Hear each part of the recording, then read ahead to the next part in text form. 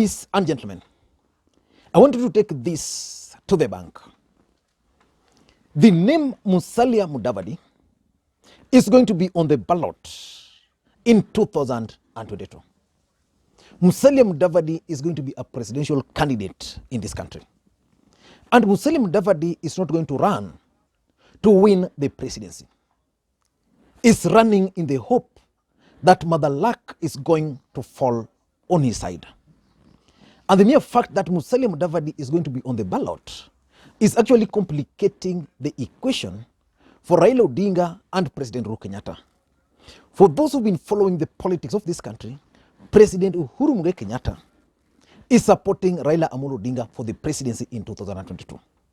And just like I keep on saying, and let me repeat myself again, camps have emerged around the president.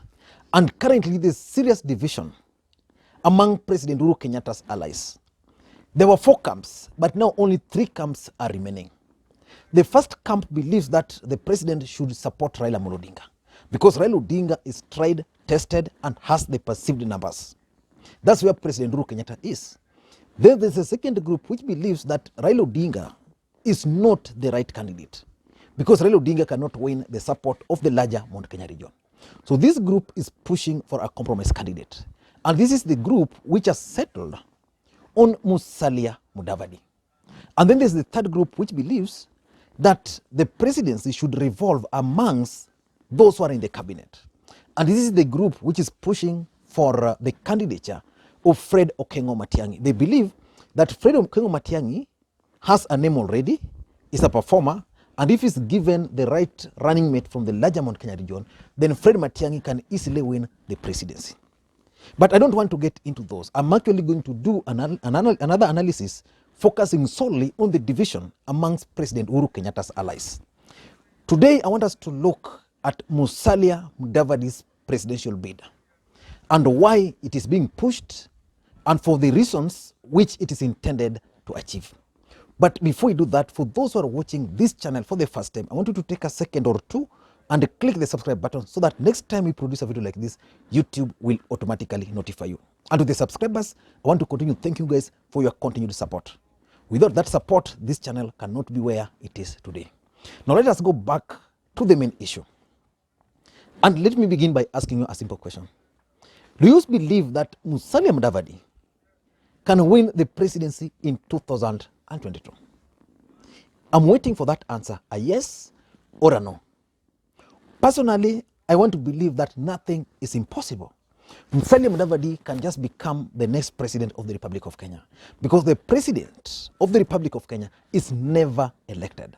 But the question is, what magic can those pushing for Musalia Mudavadi's presidential bid do to make him the next president? On this channel, for example, I've opined severally that it is Musalia Mudavadi himself who is making it very difficult for President Uhuru Kenyatta to support his bid or to make him the next president of the Republic of Kenya. But let's forget about all those. Let us focus on the subject matter. What are some of the issues around Musalia Mudavadi? Those who are pushing for Musalia Mudavadi's presidential bid, why are they pushing for it? Because they believe Musalia Mudavadi cannot easily win. But they also believe that luck might fall on Musalia Mudavadi. Now, these are some of the game plans they are playing. The first one is that Musalia Mudavadi will be on the ballot to force a runoff. And they believe that if a runoff is occasioned, and in their calculation is that if Musalia Mudavadi run, then they can force Raila Odinga to be number 3. Because this camp believe that Ruto will be number 1 in the first round. And because William Ruto will be number 1 on the first round, if they can deny Raila Odinga being number 2 by pushing Musalia Mudavadi, then they can make Musalia Mudavadi the next president. Now their calculation is simple, that Western Kenya, Central Kenya have the numbers. And if we go for the election, then Musalia Mudavadi can be made to be number 2. So just deny Raila Odinga numbers in the larger Western Kenya. In fact, anybody who's been following politics very closely, you should have realized that there are serious schemes to deny Raila Odinga numbers in the larger Western Kenya region. They want to make Raila Odinga kind of a Nyanza and coast candidate. And they want to create a perception that in the larger Western Kenya, the person who is calling the shots is Musalia Mudavadi. And that's why Musalia Mudavadi yesterday stormed out of that church, because Musalia Mudavadi and his team had schemed to heckle Raila Odinga in his speech. And by the time Raila Odinga was going to leave that event yesterday, the perception was going to be created that the people of the larger Western Kenya have rejected it. And for those who follow Raila Odinga and his team, their media team today have actually released figures of 2013 when Musalia Mudavadi was a presidential candidate, just to remind the people of the larger Western Kenya that there's nowhere Musalia Mudavadi is going to. So their first game plan is to occasion a runoff where Musalia Mudavadi is going to be number 2. Now the second game plan is the game of numbers. They believe strongly that if Musalia Mudavadi is well packaged and the people of the larger larger Luhya community are made to embrace Musalia Mudavadi presidential bid, then they can use those numbers of the Luhya nation added to the Kikuyus, because their calculation is that Musalia Mudavadi can actually win or defeat Ruto in the larger Mount Kenya region. So if you add the Kikuyu and the Luhya nation, then you get numbers. And those numbers can propel Musalia Mudavadi to be number 2. And if Musalia Mudavadi is number 2, then they can negotiate with Raila Odinga during the rerun. And then Raila Odinga will be made to support Musalia Mudavadi, because they believe that Raila Odinga does not have any problem with Musalia Mudavadi. But at the same time, they don't want Raila Odinga to be supported by Musalia Mudavadi. So their game plan is simple. Luhya. So if Luhyas can be made to embrace Mudavadi, then they can work to create a perception that Musalia Mudavadi can actually win in the central Kenya or the larger Mount Kenya region.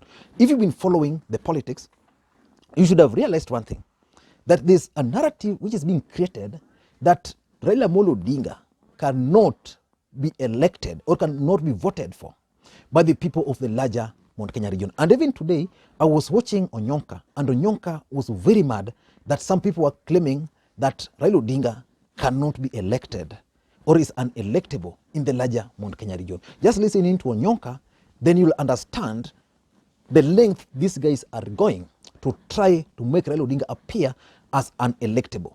By making Raila Odinga unelectable in the larger Mount Kenya region, it means they're pushing for someone else. They are pushing President Uhuru Kenyatta to endorse someone else, who in this case is actually Musalia Mudavadi. Listen in briefly.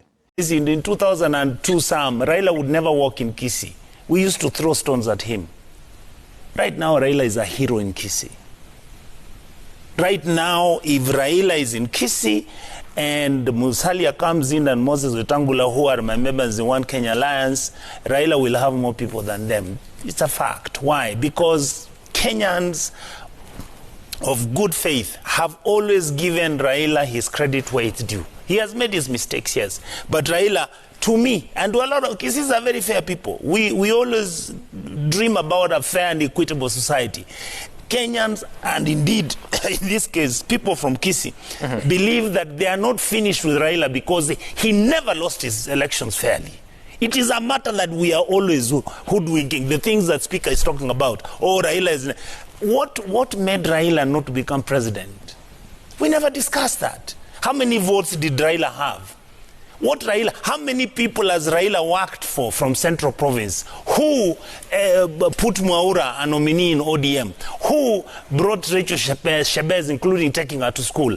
Who kept Chris Kirubi? What do you mean, taking her to school? Raila paid school fees for Rachel Shebesh when she was a student. How many members from the Kikuyu community has Raila supported? Jaramogi, his father, worked with Jomo Kenyatta.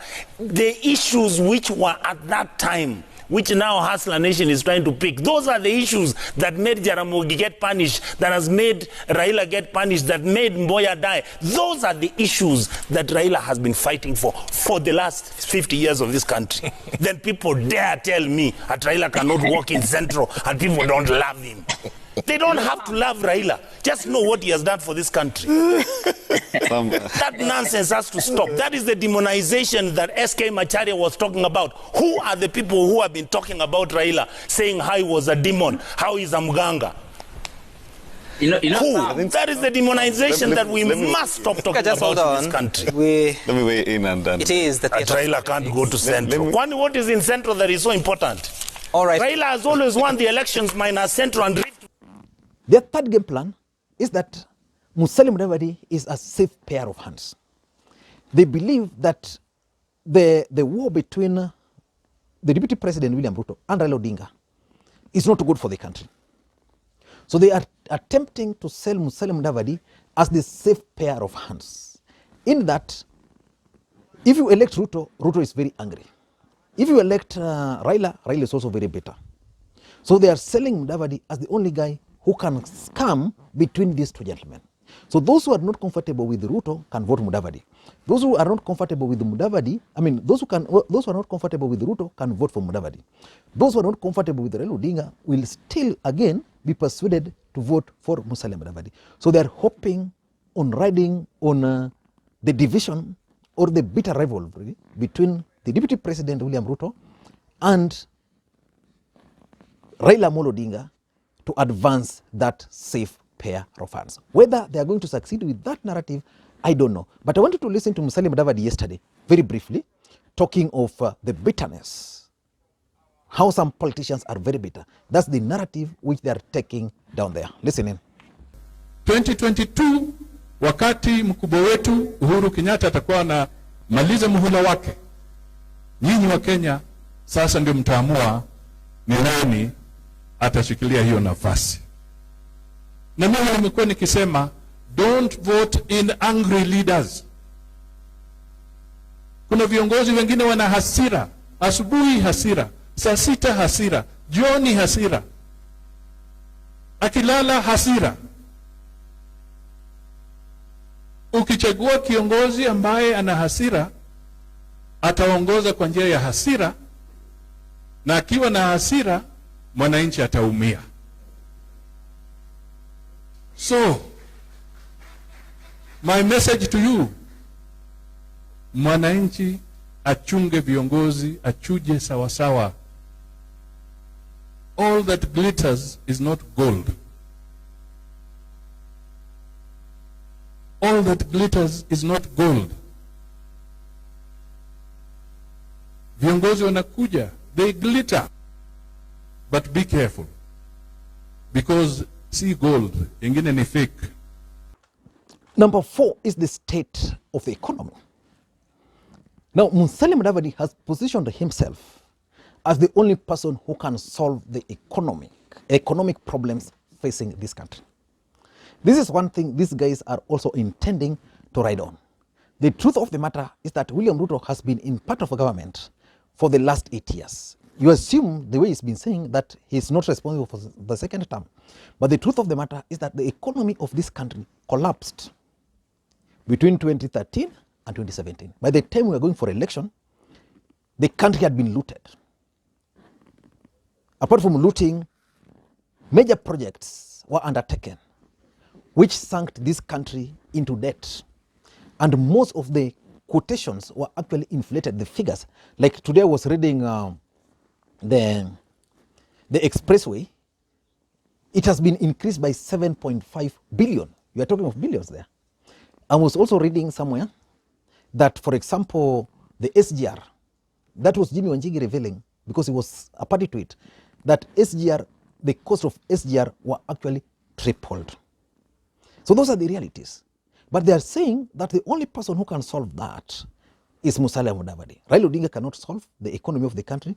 William Ruto cannot solve the economy, the issues of the economy of the country. The only person who can do that is Musalia Mudavadi. And lastly, their game plan is compromise.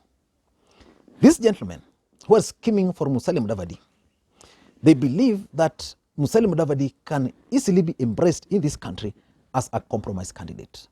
Those who are anti-Ruto, those who are anti-Raila can actually converge, because in this country there are so many people who cannot vote for Ruto, but they cannot also vote for Raila.